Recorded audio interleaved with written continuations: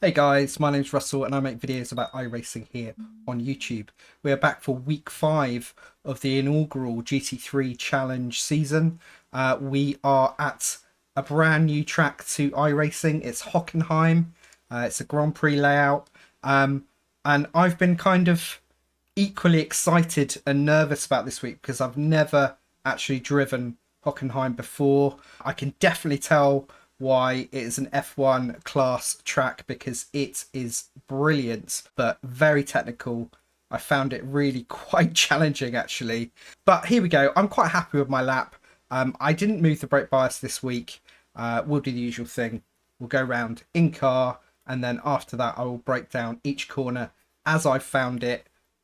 Your mileage may vary. And by the way, if you're interested in how I go about learning new tracks or getting ready for race weeks here in iRacing, let me know in the comments below and we'll see what we can do. If there's any interest, I'll give it a try. Have a good one, guys. Best of luck to you. And if I don't see you before in my next video, hopefully I'll see you out there on the track. Cheers.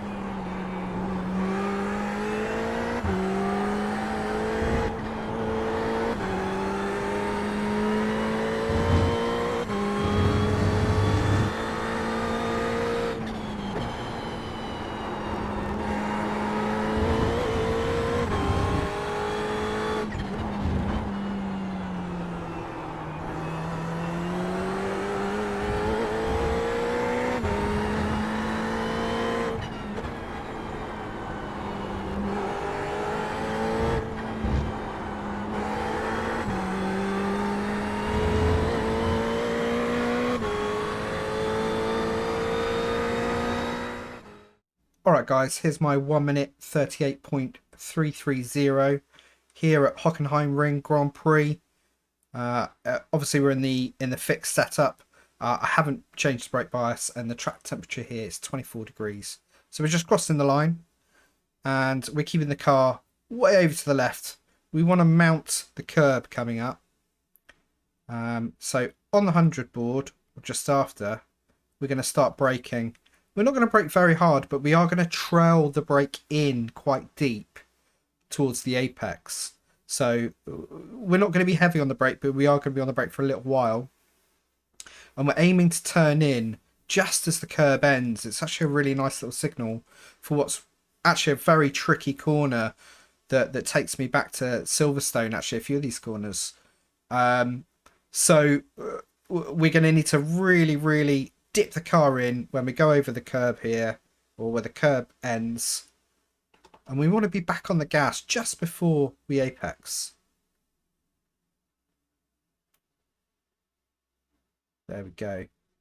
Now you can get right out on the blue stuff and you can get over a bit, but we are literally on the limit here for track limits. There's just no more room for maneuver. I've spent most of my time here getting 1Xs on this corner, I'm not going to lie. You can get down to third and it does help you on that corner to miss the track limits, but yeah. So we're going to start our braking here between the 150 and the 100 board, really kind of about a car length or so before the little access path on the left here. We're going to brake super heavily. We're going to come down to first gear. And we're going to keep the car over to the left until about the 50 board, and then we're going to start our turning. And what we want to do is be in first gear, very, very tight on this apex. Now, I kind of over demonstrated how tight we need to be here by actually going over the sausage curb just a little bit. You don't really want to do that. I completely got away with it here, but another time it could have easily knocked the balance out of the car and given me real trouble. But basically what we want to do is just be ready to get straight on the gas now, but we have to be delicate in first gear on the exit of this corner. So I'm building up super slowly there. And then we want to let the car go out wide. We've got lots and lots of track here. Let's use it to minimize our steering angle on exit round there. We're coming back over to the left for what is one of the tightest hairpins in the iRacing service. It is a very, very demanding corner to get around. So we are keeping an eye on the boards ahead. Basically, just before the curb starts, after the 150 board, is where we want to start our braking. And we are full threshold braking here. So right on the absolute limit of the tyres locking up. And we're going to get ourselves down to first. And then as the wall falls out of view, at least for me, we're approaching the marshals on the left here. We're going to start our turning. And we're into first gear. And we're holding quite a firm brake as we're turning in here. And this is really going to help, because what we want to do is just as we're hitting the apex, we're going to dip out of the brake completely. Let the car swing round. Build up the throttle gradually. You can use that red sausage curb on the left. That's not a problem at all. You can even go over it a tiny bit if you need. So after we're a car length or so onto the curbing, we're turning in gradually here. We don't really want to hit that curb, but then we need to throw the car over to the right. And then before the end of this section of blue and white curbing, we're going to brake, and we're braking out towards the outside of the track. And we're going to get ourselves down to first gear, and we're going to rattle down through the gears pretty quickly. Now again, we want to take a very tight line onto the inside curb here. We don't want to use the whole of the track on exit. You can't even go onto the green painted section on this part of the track. Oddly, it'll give you an off track straight away, but you don't want to get that wide anyway. We're going to sacrifice this exit to give us a good run at the next complex of corners. So we're already on the gas, but we're very, very gentle here. And we want to get ourselves over nice and close to this left-hand curb. We've got a very demanding right-hander here. It has a very wide exit. So as long as we have a wide entry, we're going to do well here. But if you overcook that previous corner and carry too much speed, you're not going to be able to get your car this far over to the left. So sacrifice that last corner to get yourself nice and wide here. We're going to come out of the gas briefly and then build it up gradually. And we're short shifting here on the apex to third just to help us retain traction. It's very easy to lose your rear wheels on exit here.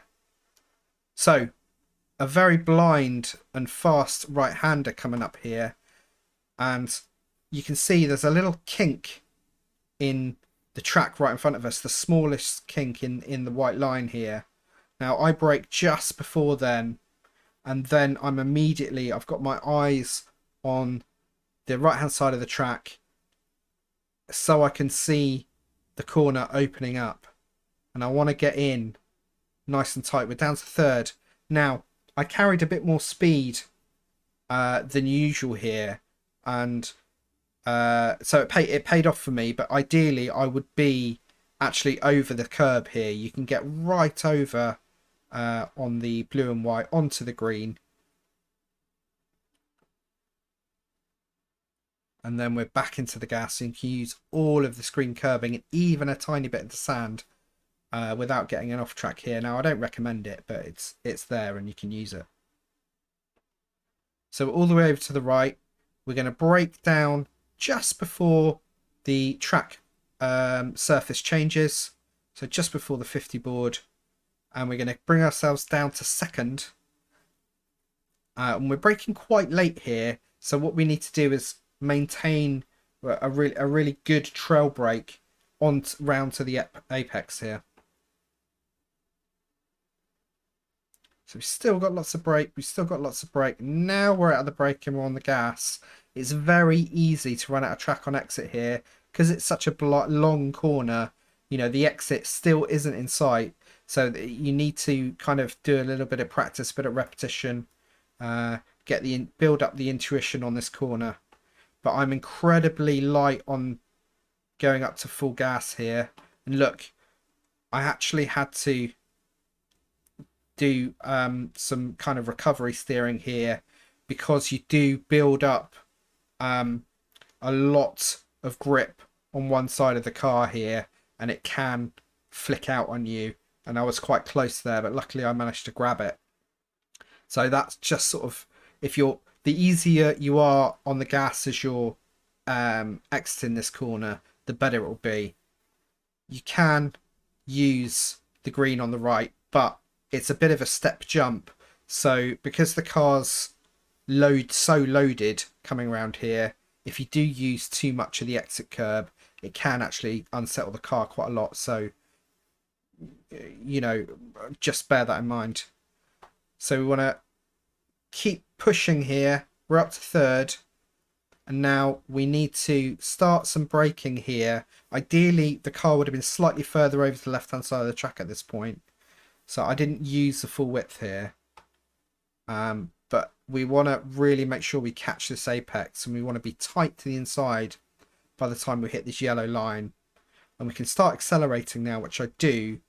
But don't feel like you have to absolutely hammer the gas here. Because we're going to need to come out of the accelerator again. We're right on the track limit here. And you need to be super wide here. To be able to open up this final corner to the start finish line.